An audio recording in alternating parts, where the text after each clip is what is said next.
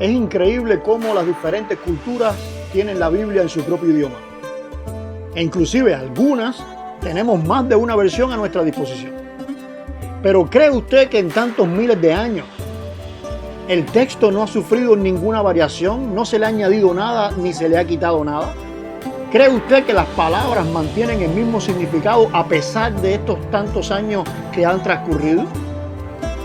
¿Cuántas conclusiones pudieran estar basadas en detalles que nunca han existido?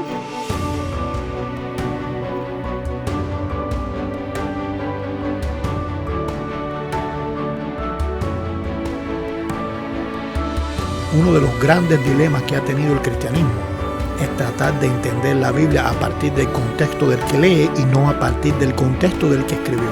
Este es un texto con una verdad que hace reflexionar mucho. ¿Cómo es posible pensar que hay que tener fe sin entender la Escritura, sin conocer la Escritura, si la fe viene a partir de lo que tú conoces de Dios? Realmente la Biblia es un texto complejo. ¿Cuántas diferentes interpretaciones acerca de un mismo texto? El contexto cultural en que se escribe un texto va a definir gramaticalmente a dónde apunta la palabra. Comúnmente oímos decir que un texto fuera de contexto se convierte en un pretexto. ¿Pero realmente se conoce el contexto bíblico? Hola, yo soy Líber Aguiar y hoy te quiero hablar de la Escritura. Damos la bienvenida a otro programa de la Biblia bien leída, en esta segunda temporada donde tratamos el tema de la Escritura. Hemos visto cómo Dios alertó a través del profeta Jeremías que la Escritura iba a ser alterada por muchos escribas. Tal realidad requiere humildad por parte de los creyentes para no sentirse seguro en una creencia que fácilmente pudiera nunca haber existido. Hemos visto acerca del Antiguo Testamento. Hoy estaremos dando una mirada al Nuevo Testamento. El llamado Nuevo Testamento tuvo un proceso inicial de transmisión oral de los evangelios y en muy poco tiempo, junto a las cartas apostólicas, se convirtió esta tradición oral en escrita. Estos escritos fueron hechos inicialmente a determinados individuos o a congregaciones específicas.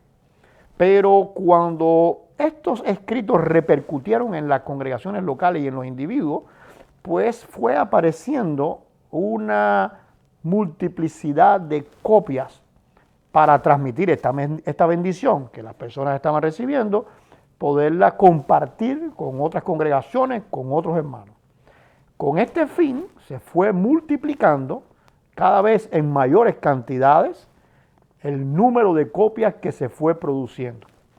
Como el material en que se escribía era perecedero, o sea que su duración no iba a ser eterna, surgió la necesidad de un copiado para su preservación. O sea, yo tengo esta copia, se está echando a perder, pues tengo que hacer una copia que logre darle permanencia a ese texto. Con el tiempo, esto fue trayendo otra necesidad, que fue la de ir actualizando su contenido. Es así que aparecen miles de copias, de las cuales más de 5.700 han llegado a nosotros hoy.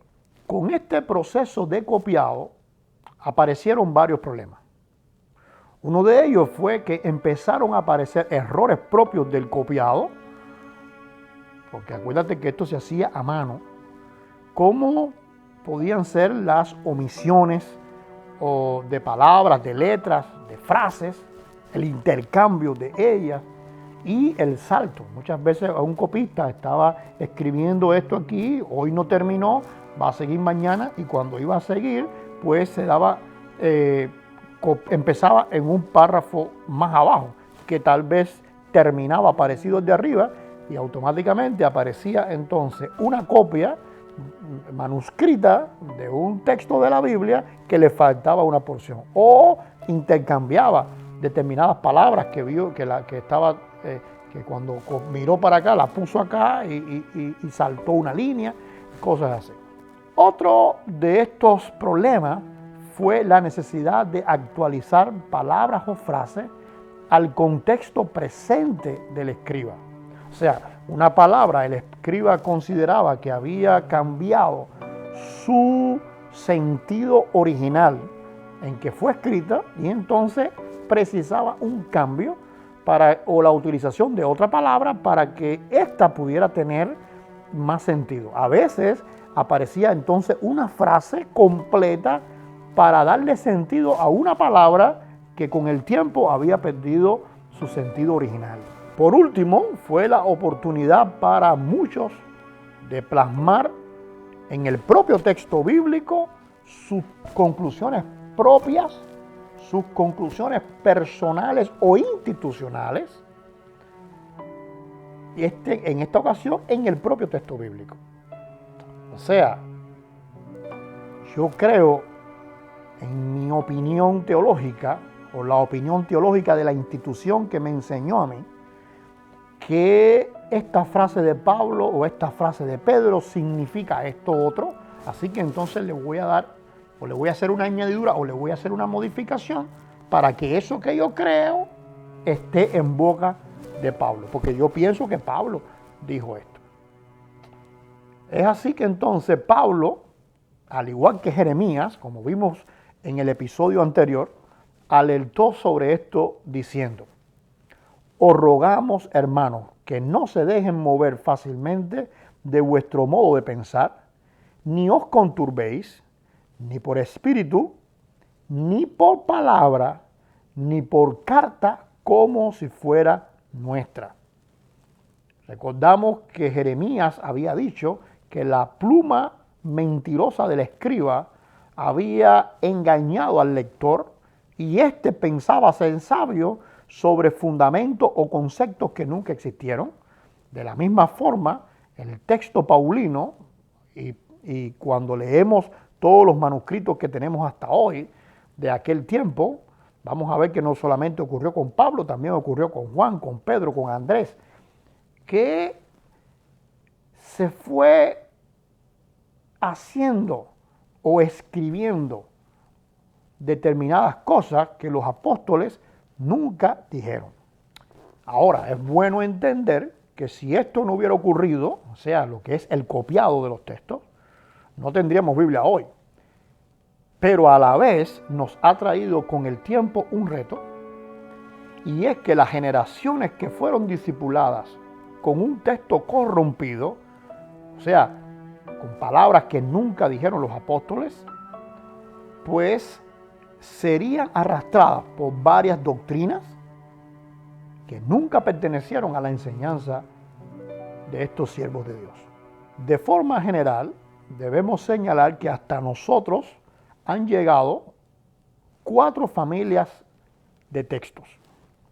Decimos familia de texto a determinados textos que se agrupan con características similares.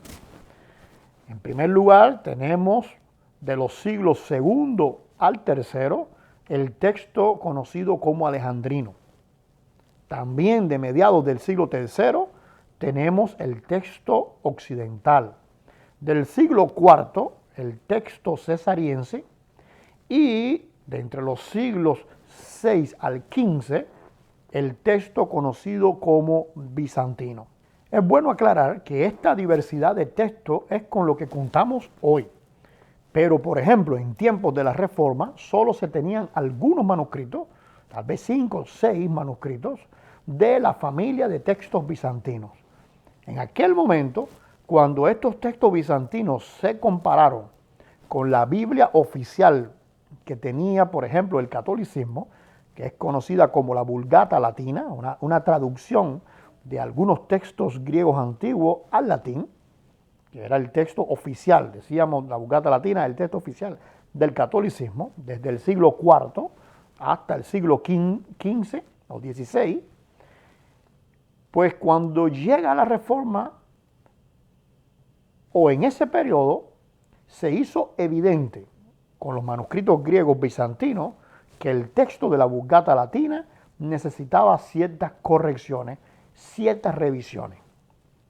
El primero en concluir este trabajo fue Erasmo de Róterdam, quien, a pesar de ser activo en el catolicismo y un eje muy importante del Renacimiento, les recordamos que en la temporada número 1, la pasada, hablamos acerca de la gnosis, y la gnosis fue desarrollada en gran parte por los filósofos griegos, pues el Renacimiento, que comenzó, pudiéramos señalar exactamente con el siglo XIII con Tomás de Aquino, pues el Renacimiento lo que hizo fue reavivar, o sea, volver a darle vida a los textos filosóficos de los griegos, que no es más que una parte de esa gnosis que hablamos en la temporada pasada.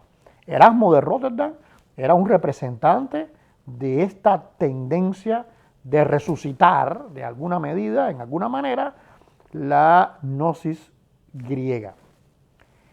Él trató de lograr entonces un equilibrio textual entre aquel pequeño grupo de manuscritos bizantinos con que él contaba y la Vulgata latina, tratando de justificar en alguna medida los muchos errores que contenía la Vulgata latina. Su deseo no era sustituir la Vulgata latina con un texto que resumiera aquellos textos bizantinos, sino más bien de justificarla y de darle cierta permanencia. Es así que el trabajo que él va a hacer no es tanto corregir la Vulgata latina, sino corregir este texto griego a la luz de la Vulgata latina. Este texto se conoció después como el Textus Receptus, o sea, en español, el texto recibido.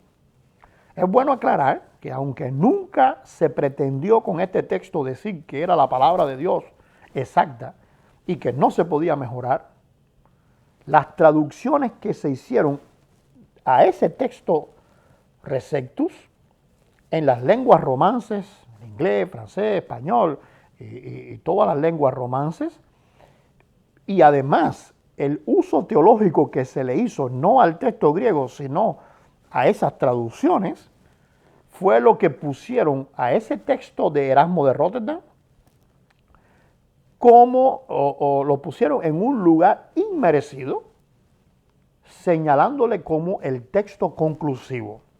O sea, todo el mundo quería decir que su traducción en su lengua era exacta porque fue basado en el texto recibido, que eran aquellos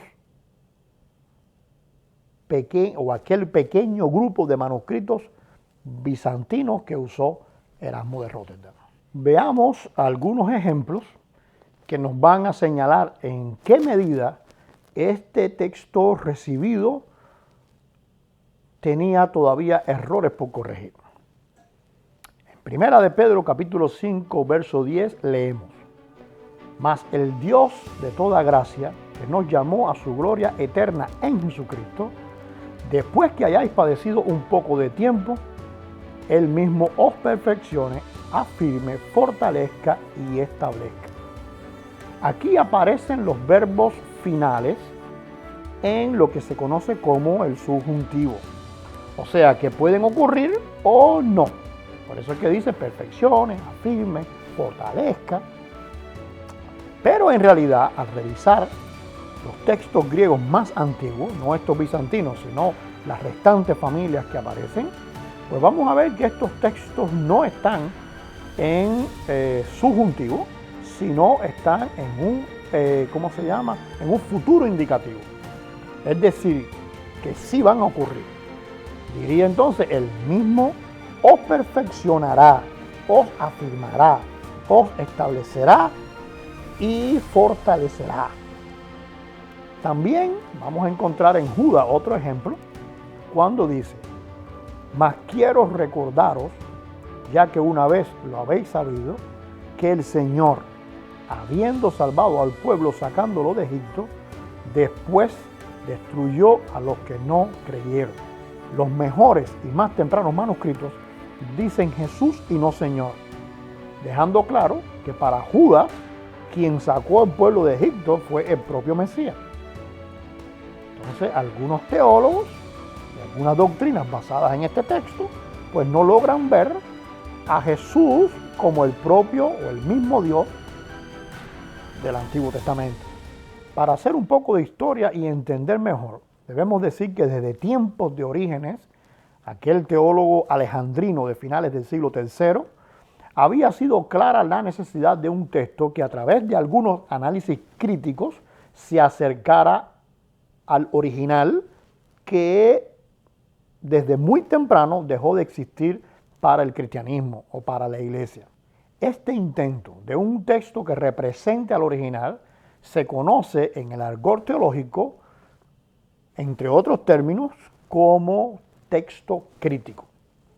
O sea que cada vez que usted escucha hablar la palabra texto crítico, lo que se quiere hacer referencia con eso es a un texto que represente de una forma más certera y segura, a partir de todos los manuscritos que existen, el texto original del escritor bíblico. Al llegar al siglo XVI, hombres como Erasmo de Rotterdam trataron de continuar este camino de acercarse al original a través de un texto crítico, que tuviera en cuenta, pues como dijimos, todos los manuscritos existentes.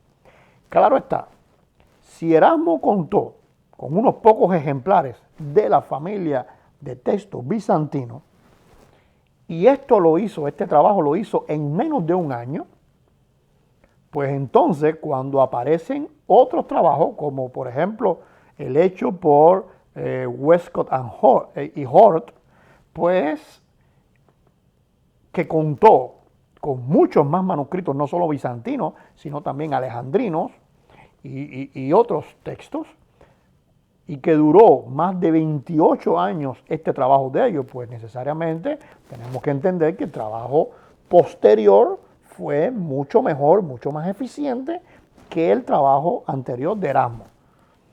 Y aunque tal vez pudiéramos criticar un poco en cuanto al testimonio de Erasmo como cristiano, sin meternos en ese tema desde un análisis simplemente lógico, si yo cuento con más manuscritos y con más trabajo, con más años de trabajo y ya inclusive con una ciencia desarrollada para poder analizar esos textos y concluir a partir de ellos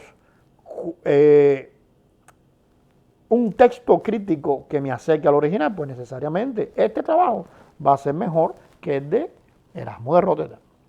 La situación actual del texto bíblico, sobre todo el Nuevo Testamento, es alentadora.